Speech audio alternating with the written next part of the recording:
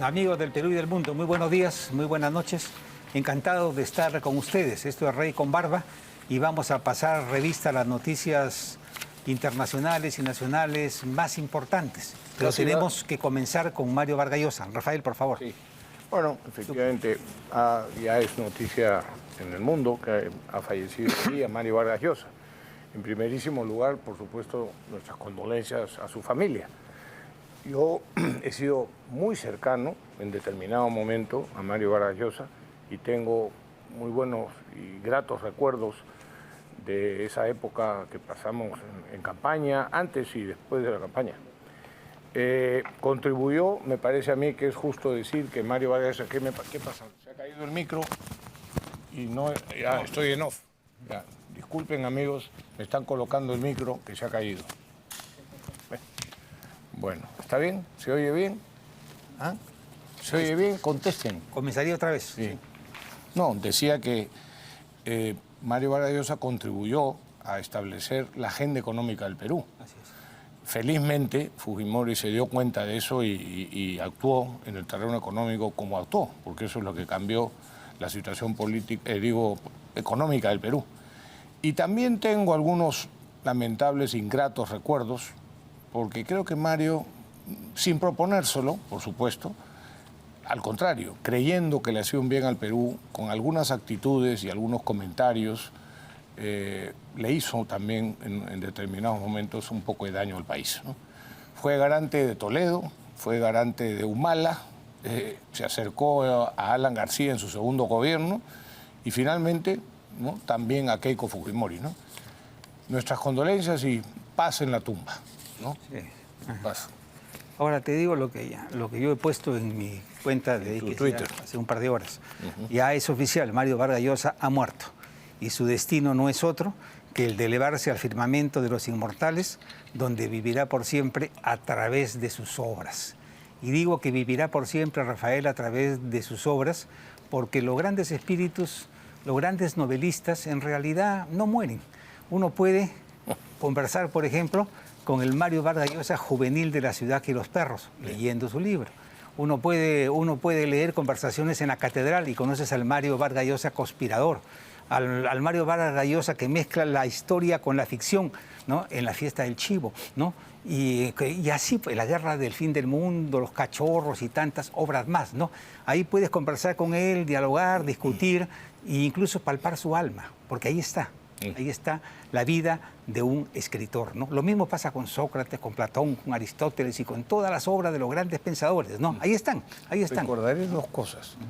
Una, que al final de la campaña de la segunda vuelta regresábamos de la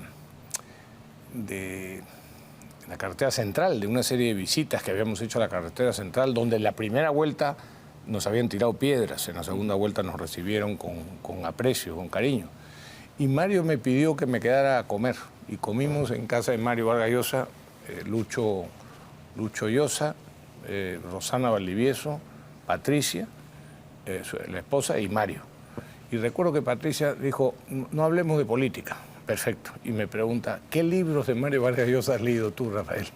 Y yo, con sinceridad, en ese momento, le dije solamente uno de ensayos. No era ninguna de sus novelas. No había leído ninguna de sus novelas. Y me dijo, ¿y no has leído La fiesta del chivo? No, le dije, eso no lo voy a leer. Ah, me dijo, te has perdido una buena novela de amor. Bueno, y la otra anécdota es que le regalé, cuando se fue a Japón, en la campaña, hice un viaje a Japón. Yo cogí un libro que se llama Dios existe, yo me lo encontré, de André Froissart, un escritor francés. Y le puse a Mario de dedicatoria. Me dicen los que lo acompañaron en ese viaje, yo no estuve con él, que lo hojeó, lo leyó y le dio la dedicatoria. Le dije, pensando en la campaña, ¿no? Dice un adagio chino que la subida al monte es más sencilla cuando se tiene un amigo en la cumbre. Bueno, por eso digo, gratos recuerdos de Mario Vargas Llosa también. Muy bien. La otra noticia que tiene que ver con el acontecer internacional de ahora es la de Ecuador. Daniel Noboa ha ganado las elecciones con 12 puntos de diferencia. Casi 12 puntos. Algo más de 1 millón de votos, contradiciendo lo que decían las encuestas. Todas las encuestas. Todas las encuestas que daban prácticamente empate. Que iba a ser una elección dramática, voto por voto, ¿no? Ha sido contundente la victoria. Sí. Y tienen a un presidente joven de 38 o 39 años, economista, graduado en universidades norteamericanas de primera categoría, experto en marketing político. Es un muchacho que se preparó para ser presidente, ya fue elegido antes y ahora ha ganado la reelección. Tiene un país convulsionado, con muchísimos problemas, tantos como el nuestro. Por supuesto. Y vamos a ver. Es que somos lo mismo. Ecuador y Perú somos la misma gente, la misma idiosincrasia, la diferencia de hablar de la costa ecuatoriana con la nuestra es bueno, O sea que, y dos cosas que dejan, Rafael, estas encuestas. Primero, estas elecciones. Primero, las encuestadoras, ¿no? Las encuestadoras en América Latina, cómo se equivocan de forma impresionante, ¿no? Y lo otro es la tendencia hacia lo que podríamos denominar la centro-derecha, ¿no? Y el fracaso de las experiencias bolivarianas en América Latina, de los gobiernos marxistoides, ha sido calamitosa. Y eso inclina a la población a buscar otras alternativas, que en este caso ha favorecido a Daniel Noboa. Me parece raro oírte decir o hablar de centro derecha. Sí, claro, porque de alguna manera ¿Qué cosa es la extrema derecha? O sea, hace poco leía un artículo diciendo extrema derecha y ¿por qué no extrema izquierda? ¿No? Porque los medios de comunicación califican, claro, ultraderecha o ultraizquierda, efectivamente.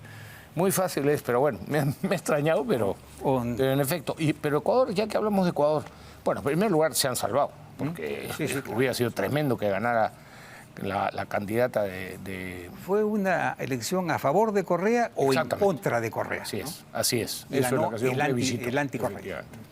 Pero Ecuador en la parte económica ha hecho ha dado un paso estratégico la última semana, justamente antes de las elecciones, porque ha decidido bajar el arancel para los vehículos importados desde los Estados Unidos, para los vehículos americanos, bueno, importados de Estados Unidos, del casi 40, en 35 y en algunos casos 40% al 10%. Eso es una iniciativa que han tenido. Después vamos a hablar del tema de aranceles con el Perú. Y termino informando que los perdedores, como siempre, están hablando de fraude, ¿no?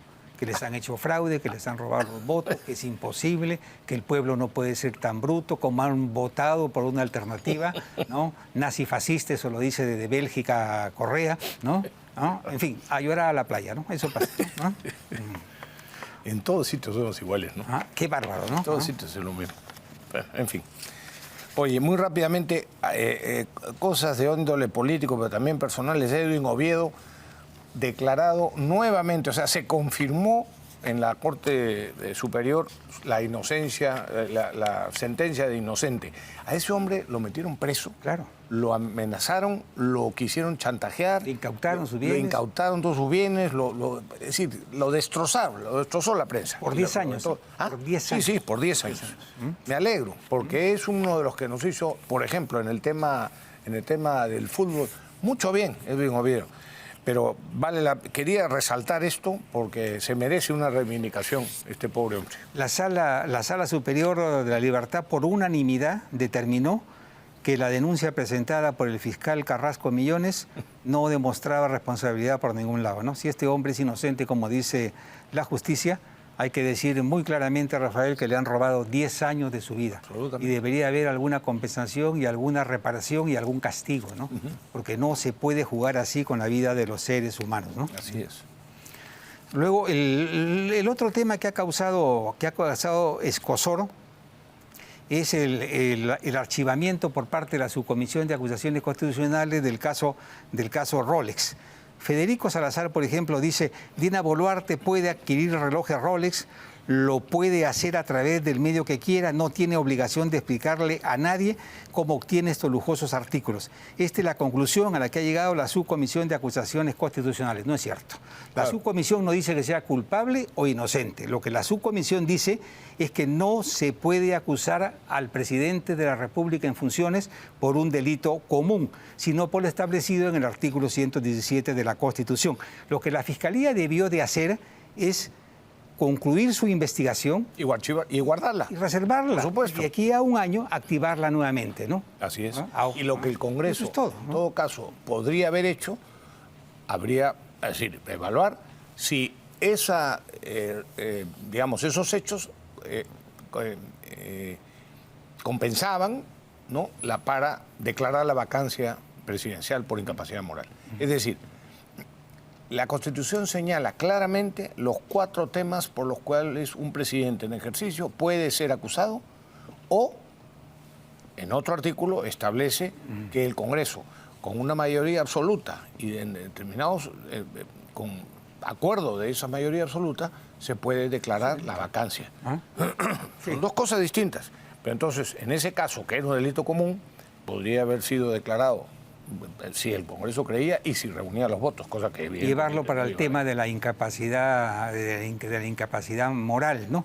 Sí. Pero el tema es demasiado pequeño, no daba para eso, ¿no? De acuerdo. Porque estás hablando de un regalo indebido y de un supuesto cohecho que tiene que investigarse y reprobarse, y de eso demora años, ¿no? Luego, a ver, el Poder Judicial sacó un acuerdo plenario extraordinario bien interesante, Rafaela, porque están restituyendo la pena de cárcel para aquellos agresores de policías. Esta historia tiene 2 etapas. La Corte Suprema en el 2016 con PPK sacó un acuerdo plenario donde se le sugería a los jueces de que no apliquen pena de cárcel para los agresores de los policías. Esto fue por la chica que abofeteó en el aeropuerto a un policía y le dieron 6 años de cárcel. Una barbaridad. PPK la indultó, por supuesto, y la Corte Suprema hizo un acuerdo plenario para que no se dé pena de cárcel para estos casos. Pero como consecuencia de ese acuerdo ha habido un abuso constante contra la policía y ahora una falta de respeto tremendo. Y ahora vuelven al artículo 367 del Código Penal, que decía que cuando se agrede o se maltrata a un policía, el infractor tiene una pena de cárcel de 8 a 12 años. Sí, pero también hay que decir una cosa. Pero el infractor, ¿de qué tipo pues no de levantar el infractor la voz, que le da un palo, que le ha tirado una piedra, que le ha roto la cabeza, que le ha metido un balazo, o sea, a eso se refiere, ¿no? Porque también hay que decirlo, y yo he tenido en los últimos días 2 o 3 ocasiones en las que le he hecho ver a los policías que estaban actuando que tienen que actuar sabiendo o teniendo en cuenta que están al servicio de la sociedad. No son ellos los jefes o los superiores a los que que tratan como a inferiores a los ciudadanos. Me detuvo un policía en su motocicleta. Yo iba por una calle del distrito de San Isidro, iba en la noche de mi oficina hacia mi casa y me detuvo. Y le digo, ¿por qué me detiene, señor? No lo he detenido. Bueno, ¿por qué me hace estacionar? Porque las palabras son claves para ellos, ¿no? Bueno, el hecho es que no sé, porque le dije, ¿por qué me detengo? Y entonces tuve un altercado que después fui a la comisaría a presentar mi queja. El oficial que me atendió dijo, tiene usted razón, le pido disculpas, voy a esto. La policía, la formación de los policías tiene que hacer especial hincapié en que los funcionarios públicos, los empleados públicos, los servidores públicos somos, porque ya no soy empleado público, pero somos servidores de la sociedad, no somos jefes de los ciudadanos. Eso hay que meterlo, para que ese respeto que se le debe tener a la policía salga natural de la gente, porque el policía se acerca o hace su trabajo con una actitud de respeto. Otra noticia que tiene que ver con una decisión del Congreso. Las ONG protestaron mucho porque se había acordado que los delincuentes de 16 y 17 años sean tratados como adultos. El Pleno ha ratificado que los sicarios, por ejemplo, de 16 y 17 años, serán condenados como adultos cuando cometan delitos graves como sicariato, extorsión, narcotráfico, secuestro, feminicidio, violación sexual, entre otros, y hasta podrían ser condenados a cadena perpetua. Esto es seguir una tendencia internacional, ¿no? Porque se entiende perfectamente que los muchachos de 16 años, 17 años tienen plena conciencia de lo que es el bien y de lo que es el mal, ¿no? Así de que el castigo en todo caso sería el apropiado, buscando, claro, su rehabilitación en el futuro si fuese posible, ¿no? Dina convocó al Acuerdo Nacional, que yo, el único comentario que quería hacer es, el Acuerdo Nacional no sirve para nada, sirve para una sola cosa. Es siempre convocada por los presidentes que quieren distribuir su responsabilidad. Y cuando hay problemas. Por eso, pero con la finalidad de que no les asignen a ellos, a los gobernantes, toda la responsabilidad, sino distribuirla entre los que son parte del Acuerdo Nacional, los partidos políticos, las diversas instituciones. Se quejó, con razón en ese sentido, de que no asistió el fiscal de la Nación. Una demostración más de que no se da cuenta de la realidad el fiscal de la Nación. Pero una vez más, el Acuerdo Nacional es una pérdida de tiempo y una tomadura de pelo en general para la sociedad. Luego el señor Mario Cavani, que es el cirujano que operó a la señora Dina Boluarte, estuvo en el Congreso. Y ahí expresó con claridad: no voy a declarar ni menos entregar información confidencial. Tiene toda la razón. Salvo que tenga el permiso de la señora Dina Boluarte o que un juez me obligue. Bueno, tampoco podría obligarlo un juez, ¿no? Porque el secreto profesional vale para el sacerdote, vale para el periodista, vale para el abogado y vale para los temas médicos, ¿no? Así que el ejercicio de cualquier... Así que ni un juez podría ordenarle que haga eso, ¿no? Así que eso depende de la señora Dina Boluarte. Dice la prensa, pero ella se había comprometido a hacer público. Bueno, cambió de opinión, pues. Es muy sencillo, ¿no? Evidentemente que no está bien, porque son cosas que quiere de alguna manera ocultar. Pero es una tontería. Por supuesto que no tiene... 5 horas de una operación que tiene que pedir permiso al Congreso, informar. No, como sacarse un diente, ese tema evidentemente que es... Quedas por lo menos 4 o 5 horas mientras te pasa el dolor, la inflamación, ¿no? Eso no significa que dejas desgobernado o que abandonas el cargo y que en consecuencia tienes que ser vacado de la presidencia, ¿no? Hay que saber escoger las batallas, Bueno, otro comentario más. Apartan a José Domingo Pérez del caso Lavajato, ¿no? Bueno, por fin, ¿no? En el programa hace años que veníamos diciendo el peligro que significaba este señor. Claro, es una suspensión de 6 meses, ¿no? 6 meses. Esperemos que no regrese. Y aparte de ello, tiene muchos amigos en el Poder Judicial. Sí, por supuesto. Rafael Vela también fue suspendido por 6 meses y no pasó nada. Presentó un amparo y solucionó su problema, ¿no? Y ya está. Pero el caso de él, a llorar, por supuesto. El caso de él es muy especial, ¿no? Porque su desprestigio es de tal magnitud que afecta a toda la institución. Sí, claro. Y es una buena decisión librarse de esa papa caliente, ¿no? Así que no creo que la pase bien, ¿no? Bueno, ya de hecho está sacando carteles, ¿no? Sí, está acusando a todo el mundo de estar en complot contra él. Y una señora que me parece un rezago de los tiempos del señor Castillo es la ministra de la Mujer, que tuvo que anular la guía para el uso del lenguaje inclusivo, publicado en El Peruano la semana pasada, ¿no? Entonces hubo una queja que la comenzó el diario Expreso, y citando la ley, ¿no? 32003, que garantiza el uso correcto del idioma en documentos públicos y textos escolares. La pregunta que queda latente es si la ministra fue sorprendida o quizá intentó pasar un contrabando ideológico, ¿no? No, bueno, por supuesto que intentaron pasar un contrabando ideológico, pero yo que estudié el tema y lo iba a mencionar la semana pasada, denunciando que había aparecido esa guía, en realidad han usado la propia ley, porque el lenguaje utilizado en el artículo correspondiente de esa ley que aprobó el Congreso, justamente para erradicar esa esa ideología de género, porque en el fondo se trata de asuntos en relación con la ideología de género.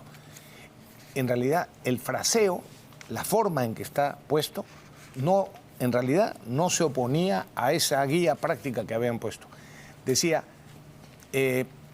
la ley, ya no lo tengo aquí, pero decía, decía, el Estado promueve el lenguaje inclusivo. Y decía, eso no quiere decir que haya que desdoblar el adjetivo de masculino y femenino. Esa guía no desdoblaba nada. O sea, pero promovía lo que le llaman ellos el lenguaje inclusivo. La propia ley cometió el error de hablar del lenguaje inclusivo, que ya la Real Academia ha dicho que es una tontería, pero cometieron ese error y sigue existiendo. El espíritu de la ley era que eso no pudiera pasar, pero pasó porque la ley lo permite en el fondo, desgraciadamente. Y una ley esperada por la opinión pública y exigida por los críticos era que se declare en emergencia a la Policía Nacional del Perú, ¿no? Y se han dado en el Congreso 10 leyes. Salguana ha informado al respecto, ¿no? Entre ellas se autoriza el uso del presupuesto para equipamiento con patrulleros, armas, sistemas de comunicación, implementar las comisarías y también aprobar las denuncias digitales por delitos contra el patrimonio sin acudir físicamente a ninguna dependencia policial. Van a haber muchos recursos para la policía y la preocupación que han soltado los especialistas es cómo se van a manejar los recursos, cómo se van a controlar y qué especialistas van a asesorar para que se den los pasos con responsabilidad y con seriedad, ¿no? Entonces, vamos a ver. Eso está ahí, en el tablero, ¿no? Y en la editorial central del diario El Comercio de ayer, vaya, alguna vez se puede coincidir con ellos. Martín Vizcarra dice, no puede ser candidato el año 2026, ni a la presidencia ni a ningún cargo de elección popular, ya que sobre él pesan 2 inhabilitaciones, decretadas por 2 congresos distintos. Pero, y por si lo anterior fuera poco, la semana pasada el Jurado Nacional de Elecciones oficializó la cancelación de su militancia en Perú primero como consecuencia de dichas sanciones. Sin embargo, el señor Martín Vizcarra sigue haciendo campaña, sigue engañando a la gente que puede postular y sigue recogiendo postulantes inocentes que no tienen idea que están metidos en un proyecto que puede ser calificado como una estafa, ¿no? Claro que es una estafa en el fondo.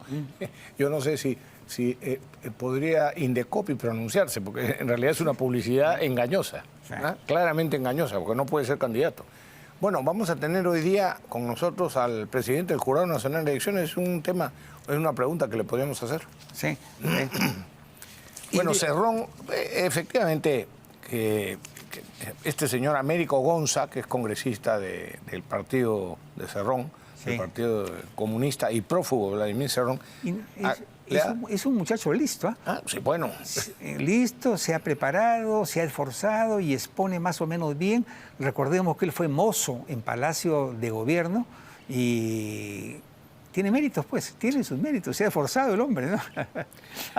Pero algunos interpretan que le ha pagado al juez César San Martín el favor de absolver a Vladimir Cerrón en el caso del aeródromo, ¿no? de Huanca.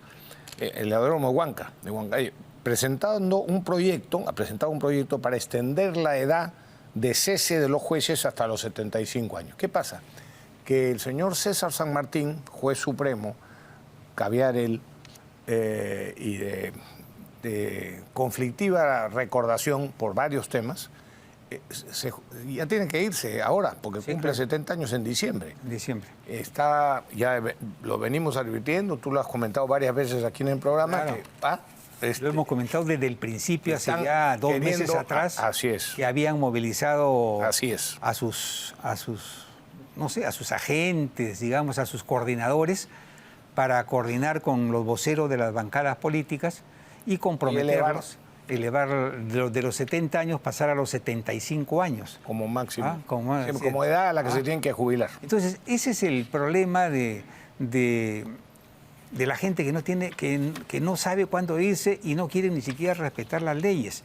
Y lo que ignoran, me parece, es que se están convirtiendo en cogollos que impiden la circulación y llevan a la fosilización, porque detrás de ellos hay decenas, cientos de magistrados, muchos de ellos de primerísima calidad, que están esperando una oportunidad para demostrar que sí pueden, que son capaces, pero encima de ellos tienen una casta que se niega a irse y que coordina con los partidos políticos para quedarse en el poder. En mi concepto sería vergonzoso que el Congreso ceda a las presiones o a los probables chantajes de la Corte Suprema contra los partidos políticos para darles una ventaja que podría ser calificada hasta de delictiva en mi concepto, ¿no? Bueno, no delictiva, porque no es... Pero es un arreglo. Es un arreglo evidentemente pensado y con intereses secundarios, ¿no? Lo otro que se nos escapó, Rafael, la semana pasada fue lo de las famosas películas peruanas. Que por lo general son películas mediocres, algunos de ellos auténticos bodrios, en los cuales se iba más de 200 millones de soles del presupuesto y que tenían además un sesgo político, ¿no? Con títulos guachafísimos. Y además de eso... Contenido muchas veces, ¿no?, falso y arreglado. Y curiosamente las películas peruanas que sí han tenido éxito son las que no han requerido financiación del Estado, ¿no? Curioso, ¿no? Pero Milei dice, por ejemplo, si para vivir del arte necesitas al Estado, no sos un artista, sos un empleado público, ¿no? ¿Ah? Muy bueno eso. Bueno, y a ver, y Rafael, vamos a lo serio, ¿no? Vamos a invitar al presidente del Jurado Nacional de Elecciones a ingresar a este modesto SEC. Y vamos a... era él primero y después antes los de Sarajo. Primero. Vamos a estar, sí, claro. Adelante. El señor Roberto Burneo Bermejo, sí, presidente del Jurado Nacional de Elecciones. Adelante, por favor. Asiento nomás. Gracias. ¿Qué tal, doctor? Encantado. Gracias, José. ¿Qué tal? ¿Cómo está? Hola, Rafael. ¿Qué tal? Muy bien. Gracias. A ver. Juez titular supremo del Poder Judicial, abogado por la Universidad de Piura, tiene una maestría en Derecho de Empresa y un doctorando, o sea, está haciendo el doctorado en Derecho Administrativo en la Universidad de La Coruña, España. Y ha sido nombrado, bueno, hace unos meses, ¿no? Ha sido nombrado por unanimidad, sí, lo cual me hace pensar que había temor en esos 19 jueces titulares. Vamos a aventarle la papa caliente a este hombre, qué buena gente, ¿no? Bueno, bienvenido, muchas gracias. Ante todo, gracias por la invitación a ustedes y encantado de estar en su programa. Yo tengo una primera pregunta, que es de índole personal. ¿Qué lo motivó a asumir en un momento tan complejo esta responsabilidad? Porque este proceso electoral va a ser el más complejo de la historia, ¿no? Entonces me gustaría saber cuáles han sido sus motivaciones personales para aceptar esta responsabilidad, ¿no? Bueno, como juez supremo titular, yo soy el más joven de todos. Normalmente tenemos pocas opciones de desarrollar otros aspectos aparte de la magistratura. Podemos ser parte de la Academia de la Magistratura, podemos ser presidentes del Poder Judicial, ser parte del Jurado Nacional de Elecciones y del Consejo Ejecutivo y no más. Y la docencia. Así que en algún momento, dentro de los objetivos que tenía personales era ser parte del Jurado Nacional de Elecciones.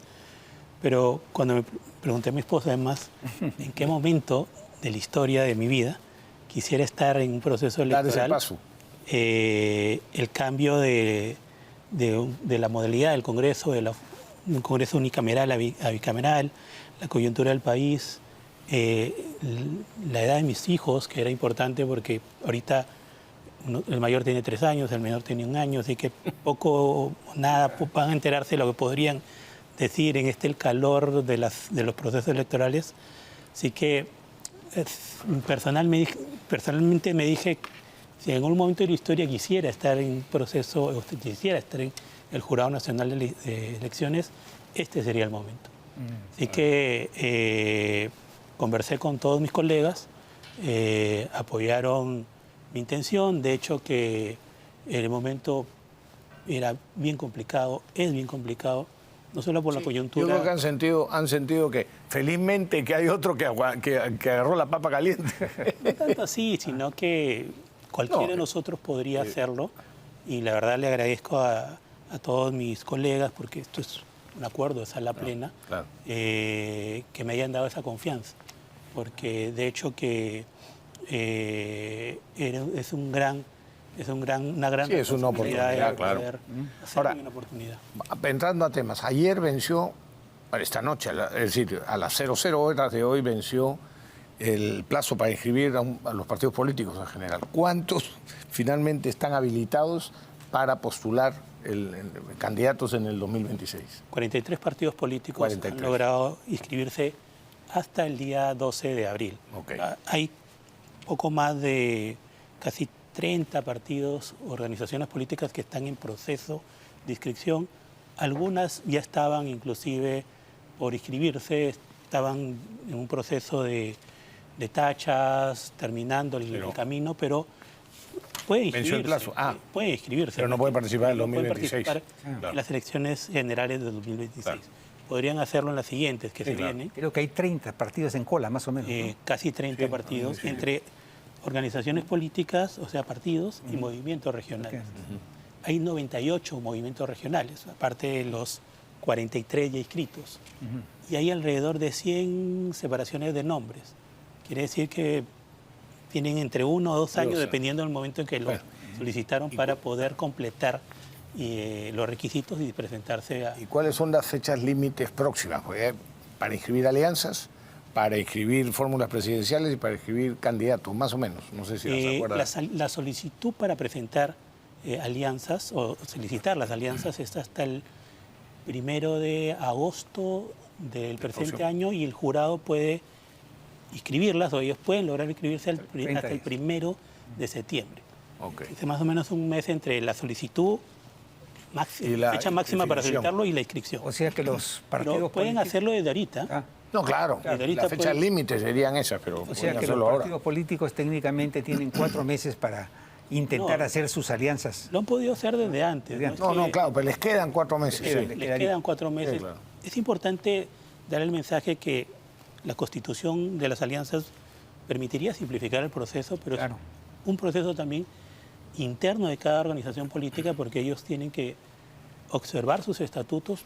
Hay diferentes formas de lograr los acuerdos para ir en alianza, y también que el acuerdo de alianza debe estar totalmente validado por las 2 organizaciones políticas o más. Esto es importante porque cuando lo presenten al jurado no hayan observaciones. Sí, entiendo, pero esos son los abusos de la ley. Han complicado tanto con las leyes de los partidos políticos, y además han sido hechas por personas que nunca en su vida han hecho campaña, ni han sido miembros de partidos políticos, ni han participado en elecciones. Entonces, complican efectivamente, y claro, ustedes tienen que cumplir la ley, o sea, tienen que exigir lo que la ley exige, lamentablemente, y tienen que verificar que se cumpla. Pero nosotros que hemos estado en partidos, y eso, que cuando las leyes no eran tan específicas o tan reglamentaristas como son hoy día las leyes electorales o de los partidos políticos, creo que han complicado la vida innecesariamente. Pero bueno, ahí estamos. A ver, otra pregunta. Sí. En las pasadas elecciones, el Jurado Nacional de Elecciones fue muy cuestionado y abundaron acusaciones de todo tipo. Por lo que pregunto, ¿qué estrategias está pensando o está implementando el Jurado Nacional de Elecciones para garantizar la imparcialidad y la transparencia en el proceso electoral? Bueno, el Jurado Nacional de Elecciones es una de las instituciones más antigua del país. Cierto. Tiene 94 años de existencia, ha organizado más de alrededor de 18 procesos de elecciones generales presidenciales, tiene una larga experiencia, una larga historia. ¿Qué estamos haciendo para tal efecto? Primero, hemos manejado una gestión por procesos, hemos identificado todas las acciones que internamente se venían haciendo, hemos comenzado a fortalecer los servicios y los canales de procesamiento de información. Por ejemplo, tenemos la ventanilla única, el Infogot, voto informado, todos esos elementos y herramientas y servicios los estamos fortaleciendo. Estamos introduciendo inteligencia artificial, de por sí ya lo hemos desarrollado, la hemos puesto a prueba con alrededor de 42.000 documentos ¿Qué significa eso? Que un documento o una solicitud, una apelación ingresa y en segundos sale un proyecto de resolución, un proyecto de respuesta. Esto se lo entrega al profesional y al final él le da su toque personal, pero no solo eso, sino que va a incorporar jurisprudencia en segundos. ¿Qué significa eso? Que con la gran cantidad de información que vamos a manejar en este proceso electoral, ya 43 partidos políticos, cerca de 10.000 o un poco más candidatos, el procesamiento de información en tiempo óptimo va a ser vital. Esta inteligencia artificial puede trabajar no solamente en segundos, sino las 24 horas del día, los 7 días de la semana. O sea, podemos empaquetar todos los proyectos, todos los expedientes y optimizar procesos. Aparte que estamos fortaleciendo nuestras herramientas que tenemos. Por ejemplo, vamos a crear el voto informado. Las personas van a poder ingresar a ese voto informado, escoger candidatos inclusive por perfiles, poder ordenarlos en su propia nube y decir, mira, yo quiero a Rafael, quiero compararlo con José Barba y puedo ver su hoja de vida. Barba, si lo comparan, pobre Barba. Puedo ir separando candidatos. O sea, es una herramienta que vamos a fortalecerla. Ya, ahora, y así. ya, estoy seguro que lo están haciendo, pero yo quiero sobre ese tema, pero una pregunta puntual. Si se presentaran actas impugnadas por lo menos por parecer fraudulento, como hubo en las elecciones pasadas, donde todos los votos eran para un solo candidato, ¿ordenaría el Jurado Nacional de Elecciones su revisión? O, como hizo el Jurado Nacional de Elecciones presidido por el doctor Salas Arenas, su colega, que dijo que eso era tarea de la Fiscalía. Claro, la tarea de la Fiscalía es averiguar si hay delito o juzgar si es que hubo delito, si hubo dolo. Pero el Jurado Nacional de Elecciones no podía hacer lo que hizo, que era verificar la validez, vamos a decir así, de esos votos o de esa acta. Esa es mi pregunta concreta. Bueno, respecto de las actas hay una serie de causales para su revisión. Por ejemplo, por cuando ha sido observada, cuando tiene vicio de nulidad, claro. Cuando hay un problema por el tema del conteo de las sumas, un error aritmético. Hay una serie de causales, sí, claro. Y esas son las que, en primera instancia, el jurado electorales especiales son los que determinan si es que procede o no, se revisan o no. Ahora, actualmente tenemos un nuevo elemento que no se tenía anteriormente, que es el reconteo de votos. Sí. Hace poco se ha emitido la ley 32.270, que permite a los jurados electorales especiales, frente a situaciones concretas o cuestionamiento de actas o del resultado de las actas, poder pedir los votos. Se piden los votos que los tiene conservados la OMPE, se recontean los votos para la toma de decisiones. Esa es la gran diferencia con el proceso anterior. A mí no el problema es que eso podría complicar el proceso electoral. Por supuesto, pues tiene que transferir físicamente los votos, así es. La experiencia de la conservación de los votos, creo que uno de los pocos países que no lo hacía era el Perú a nivel mundial. Sí, bueno. El reconteo de votos no es ajeno. Nosotros hace poco, hoy día, Ecuador tiene la figura de reconteo de votos y ya logró hacer un resultado, al menos lo que conocemos en este proceso.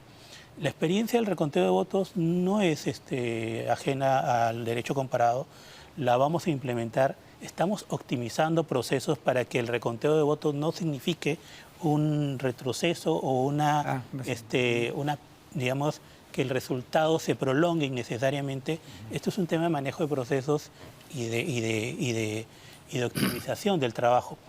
El reconteo de votos lo vemos como una oportunidad justamente para esas dudas que podría generar algún acta o algún resultado o alguna decisión tengan mayor sustento, y no solamente en primera instancia, sino que en segunda instancia el pleno del jurado pueda tomar o ejercer la justicia en forma imparcial y transparente. Ahora, sobre el tema tecnológico, o sea que hay una estrategia para proteger el sistema electoral frente a posibles ciberataques digitales, por ejemplo. Ahorita estamos viendo los procesos porque el voto digital y en general todas las plataformas pueden ser atacadas, hay incentivos bastante grandes para hacerlo, sobre todo en este tema de la carrera electoral.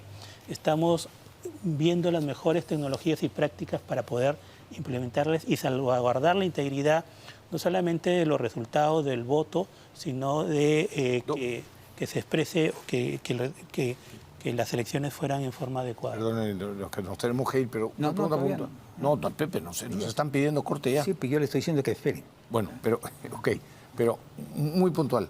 ¿Va a haber voto digital? Sí, ya está la ¿Solo ley. para el extranjero o también interno? No, el voto digital es obligatorio para las Fuerzas Armadas y la policía. Ya sé. Se va a priorizar el voto extranjero, se va a priorizar otros grupos. Esto está a cargo de la OMPE y también nosotros estamos trabajando en conjunto a efecto de que se pueda ampliar. Si me preguntan, yo optimizaría o aplicaría el voto digital para todos los que tienen DNI electrónico, que son alrededor de 4.5 millones de y la selección pasada yo he usado el voto digital y se va a permitir o se va a convocar a técnicos para que haya una verificación del sistema, del software, del voto digital, porque hay preocupaciones, y la había en las elecciones anteriores, de la Es correcto. certeza el del encargo software. del desarrollo del voto digital es de la OMPE, pero el jurado tiene como función dos temas: auditar ese proceso y garantizarle la legalidad del mismo. Es decir, nosotros como función o como mandato constitucional tenemos la fiscalización de todo el proceso. Claro. Y en este caso, el voto digital no va a ser ajeno a este trabajo del jurado. Tengan la seguridad que nosotros vamos a estar detrás para que el desarrollo del voto digital tenga las garantías de tres cosas: que el voto sea informado, que sea libre, voluntario y sobre todo secreto. Eso es lo importante en lo que significa el voto digital y es el gran reto que tenemos. Dos preguntas cortitas finales, dos preguntas. ¿eh? O sea, siempre los partidos se preocupan por las presiones y las injerencias políticas dentro del Jurado Nacional de Elecciones. ¿Puede usted asegurarle a la opinión pública que no aceptarán presiones de ninguna índole, ni periodísticas, ni mediáticas? ¿Quieres que te conteste que no? ¿Que no puede asegurarlo? Sí, quiero que me conteste eso. Absolutamente, no vamos a ninguna presión de ningún tipo. Y tengan la garantía de que siempre vamos a trabajar en forma transparente. Estamos haciendo todos los esfuerzos para tal efecto y que finalmente logremos el objetivo como ciudadanía, que el resultado de las elecciones sea lo que la gente ha querido y que todo el mundo nuevamente pasemos a un proceso de nuevas autoridades en forma ordenada. Bueno, suerte para usted y por tanto suerte para el Perú. Y solamente termino con esto, ¿no? Es Roberto Burneo, y aquí me preguntan, ¿es algo de Bermejo? Porque el segundo apellido es Roberto Burneo Bermejo. Sí. Y eso me hace recordar cuando Aya de la Torre fue a presentar la candidatura de Héctor Vargas Aya en Loreto. Y dijo: he venido a presentar la candidatura de Héctor Vargas Aya, con quien no me une ningún parentesco. Lo mismo pasa con el doctor Burneo. Gracias, doctor, muchas gracias. Muchas gracias. Ha sido un gusto realmente tenerlo aquí. Igual, muchas gracias. Muchas gracias. Pausa, amigos, y regresamos.